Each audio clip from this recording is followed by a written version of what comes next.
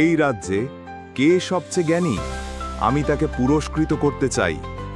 মহারাজ, আমাদের রাজ্যের এক ব্রাহ্মণ আছেন। জ্ঞানে, শাস্ত্রে, নীতিতে তিনি অতুলনীয়। তাকে আজই দরবারে হাজির করো। আমি নিজেই তার জ্ঞান যাচাই করব। প্রণাম মহারাজ, আপনি আমায় ডেকেছেন? হ্যাঁ ব্রাহ্মণ, শোনো, যদি তুমি সত্যি জ্ঞানী হও, বলো, শক্তি বড় না জ্ঞান?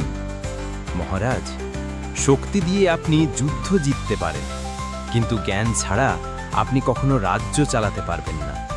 কিন্তু আমার হাতে সেনাবাহিনী, অস্ত্র, এগুলোই তো ক্ষমতা। ঠিকই বলেছেন, কিন্তু অস্ত্র কোন দিকে চালাতে হবে, কার বিরুদ্ধে যুদ্ধ করব, সেটা ঠিক করে জ্ঞান।